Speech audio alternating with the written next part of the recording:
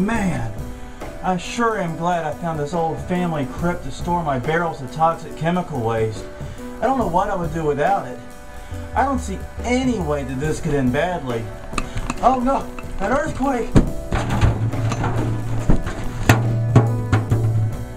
Whew! I sure hope this isn't a garbage horror. This could really come back to bite me. But what are the odds of that?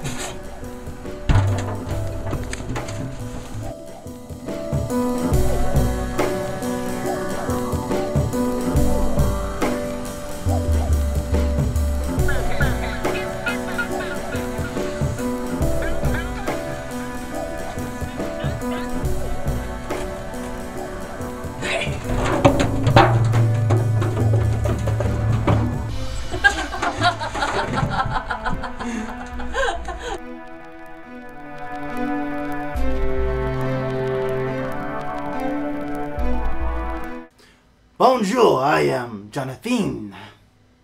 I'm still Crystal. And this is Garbage Horror, episode number 8. Are you going to do that accent the whole review? Oui, because we are reviewing a French film, an artistic masterpiece known as The Living Dead Girl, inspiration for one Rob Zombie, who does the song Living Dead Girl. Okay, you're absolutely right. This is terrible for my voice. Yeah, and I'm pretty sure it's offensive to our French fans. Oui. Yeah. So anyway, what happens in Living Dead Girl are some goons are dumping off some chemical waste in a family crypt. Why? Correct. No idea. It's not like they drove past miles of fields to get there. No, it's not like that at all. And and so it brings back Catherine Belmont. after a brief earthquake shakes France. Which earthquakes are so common in France. I mean, really. Exactly. And the rest of the movie is about her finding her humanity in a way. And her friend Helen comes into it. Basically, these two had a long history together, grew up as childhood friends, and it's kind of not spelled out if they were merely friends or lovers too, or what the deal there is in this full nature. But she comes and is so desperate to help out Catherine that even though Catherine, at this point, is a blood-sucking, flesh-eating freak of sorts. Right, I mean, that's the way that Helen arrives on scene. Exactly. Is with dead bodies. Yeah, I mean, she pulls into the house, the first thing she sees is 2 naked and dead people. And she goes on and proceeds to help her out and even assist in some of the body gathering as the movie goes on. Right. And it's a very interesting zombie film in that regard. Zombie, vampire, we've had this debate. I'm not sure which it is either. I'm calling it zombie just because it's undead. But the point is, it's a very interesting film because unlike most undead films, this one only had 1. Yes. And she was actually a character in the movie, not just a faceless horde of zombies, vampires, or whatever. No, she was actually the main character. The main character. She was actually the focus of the film. Now, we do have a side plot of sorts with Greg and Barbara, 2 Americans who were in the village. Right. And are annoying. Annoying, unnecessary. I mean, they don't add much to the plot. Yeah. So. And it's a subplot that really goes nowhere at the end of the day. The focus is on Helen and Catherine's relationship throughout the entire movie. Right. Now, we got to get this out of the way. There's the intro probably hinted at. This is a French film. Yes. 1982 French film. We've seen 2 versions of it now. One version did not have subtitles. The first time we saw this, we actually did not have subtitles to it. Right. And I don't think we missed much. No. Because we watched it again this week with subtitles, and it felt, frankly, about the same. Yeah.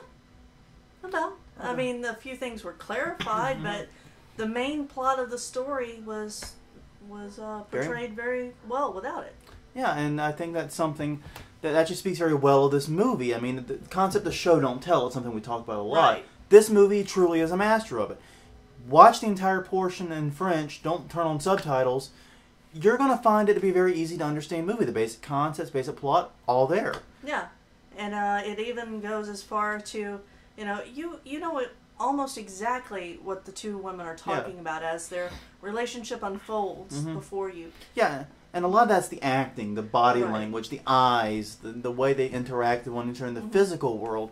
In fact, it was weird. The first time we watched, the part I understood the least was the part with the Americans, Greg and Barbara. Yeah, because they just made no sense in this film. And the problem is, their parts are actually in English. Right. Their parts are in English, and they make less sense than the French part that we couldn't understand. Exactly.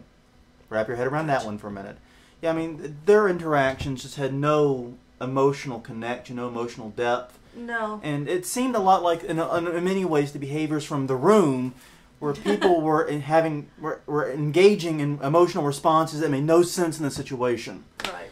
And so that's my problem with them. But as far as Helen and Catherine, very interesting, very deep, emotional. It was like two people wrote the movie. Maybe they did. Maybe they did. So basically what you have, character study of Helen and Catherine, all wrapped up in a very beautifully shot, very artistic, very gorgeous film. I mean, for 1982, very colorful, very bright, very vibrant. Right. I mean, the shots with Catherine and Helen in the castle. Yeah. They call it a castle. Chateau, castle. Yeah. It's really just beautiful, gorgeously done. The shots with the Americans, not so much. Yeah, it's like two separate movies were spliced together. Maybe they were. I don't know. We really should check the IMDb on this one before we come up and rabbit on about this. Maybe. But what's so exciting about that, though, is this is, well, let's put it like this. This is a horror movie with a lot of nudity in it. Yes. Don't watch this with your mother or any awkward siblings in the room. There's a lot of full frontal nudity, common to French films in this time, common to French films now, who am I kidding?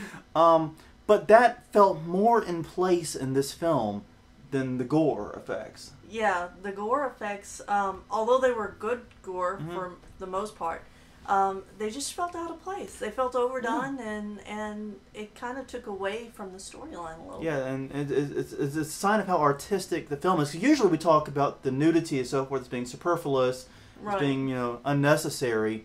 Here it felt like it worked. It felt like it was part of the movie, actually. And it was explained. It was actually explained. It was not just, okay, let's cut to a random sex scene. Yeah, it's not, our movie's so bad we're going to throw tits in to entertain the audience, Yeah, which even Birdemic didn't have the decency to do. Which is why we're watching this, is because we have to recover some brain activity from that. We can be forgiven for this. We actually watched this the first time many, many moons ago. Right. We came back at it because after sitting through Birdemic twice, we needed a mental vacation. Yeah. And by mental vacation, we meant workout. Yeah. So you want to do good, bad, best, worst? Yes. All right. I'll start off. Good. For me, the good, it was just such an artistic, beautiful movie. I touched on it previously. But there were several shots, like the shot where Helen is bathing Catherine, washing the blood off her. Right. And this is going to be hell to get the clip on, I admit. Yeah. But very artistically shot, very, I don't want to say erotic scene, I didn't quite get it. No. But just a very gorgeous film in general. There were many scenes, especially on the outside of the chateau, that were just simply beautiful. And also that scene where she's washing her shows the intimacy between the two friends. And exactly. In every shot, it seems, conveys something about this movie. It conveys something interesting and exciting, like the old rocking horse. Right. Everything has symbolism. Everything has a point. Everything has a purpose. And once you start really opening your mind to it, it's a very artistic and intellectual film. Yes. Okay, you're good. My good's the overall plot.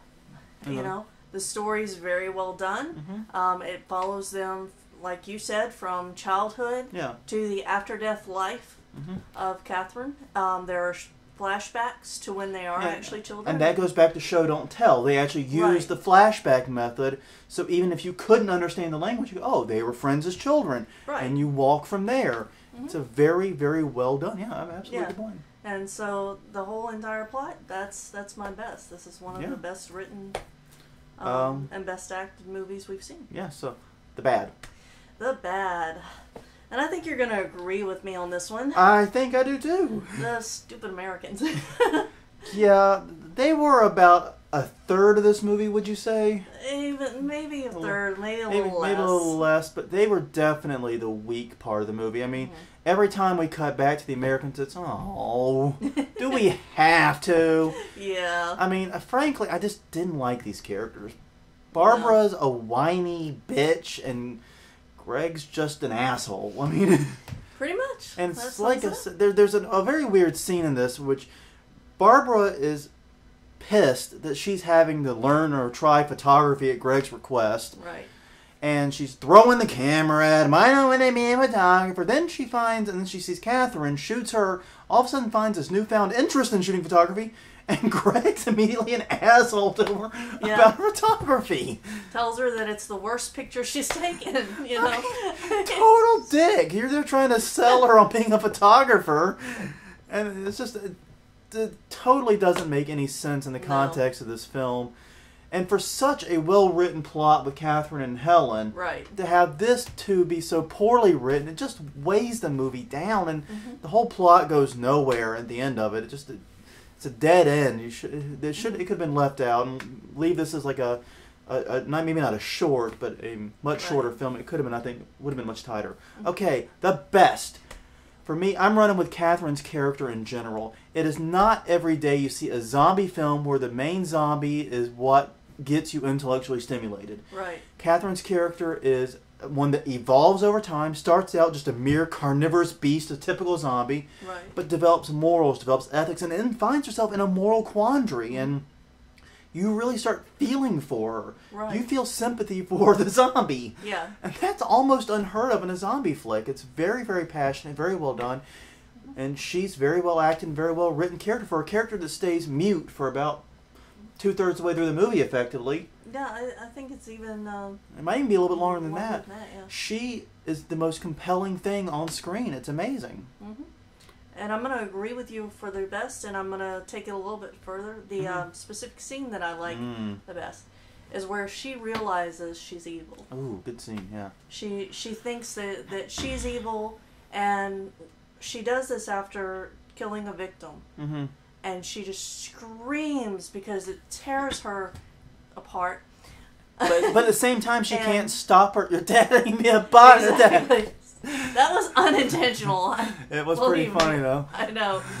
But anyway, so, yeah, while she's doing that, Helene is in the house, and she is also screaming and trying to come to grips with what's going on. So that, to me, is the best pivotal scene in the movie. And that's the scene where both of the characters kind of turn in a way. Right. Because Helen becomes more evil then and becomes even more cool with it. Right. And Catherine, all of a sudden, that's the point. Even though in that scene, she could not stop herself. She's devouring this victim, but she couldn't stop. She wanted to, but couldn't. Right. And even though... But that was the moment where she enters her moral quandary and where Helen leaves hers behind, if you will. Yeah. Very interesting scene. And the worst. The worst. I'm going to say that the scene where Barbara, one of the American shocks, is walking around asking people who the girl in the photo is. And the reason it's the worst is because it's the most poignant example in the film of how inexperienced the extras are. Because when she's walking through the fairgrounds, the extras look directly at the camera, look over a little bit, and then walk off set. Like they're waiting for their cue. I can't walk off set to imitate that. No, you can't. You'd have to go through walls. You're not a ghost. No, that'd be kind of hard. So, that's my worst. Yeah, that was definitely an awkward scene, and you could tell they actually went to a small village in France to shoot this part, and it showed. My worst, though, I've got to say, as bad as that scene was, for me, I have to actually go with the intro sequence with the opening bad guys, if you will. Right. It was very weird. These were very unbelievable villains. These guys are chemical dumpers, dumping in a family crypt, who are also now grave robbing too on the side. Yep. Why they're choosing to dump in a crypt, never explained. No. How the heck they expect to not get caught when the house is actively for sale and the recent owner just died. I don't know why they thought they could get away with this, even barring zombies. Yeah. And it's just never explained why they're there, what they're doing, and their deaths are frankly kind of uninteresting. Even though it's the first time you see Catherine, she's not developed as a character yet, so you're not too interested in her other than the fact, oh, she's alive. Yeah. But it's just a terrible sequence, and frankly, it made me expect less of the movie than what I got. Right. Okay. Well, who would you recommend it to if you had to recommend? Well, if you get to recommend it to someone, I should say. Pretty much anybody. No, for me, this isn't popcorn cinema. This No. is not our typical garbage horror fare. This is not a zombie outbreak, but if you want a movie that's going to raise some very interesting moral questions, who's the real monster? How far would you go for a loved one? Those types of things. If you like talking about movies over coffee after you're done, this is actually a really good film.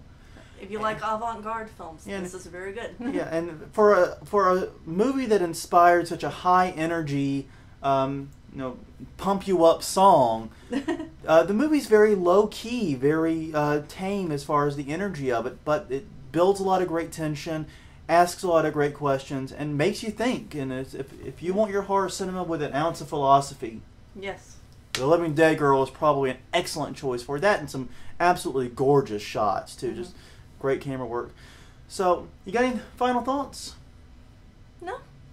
Well, all in all, I'm Jonathan. I'm Crystal. And this was Garbage Horror, episode number 8.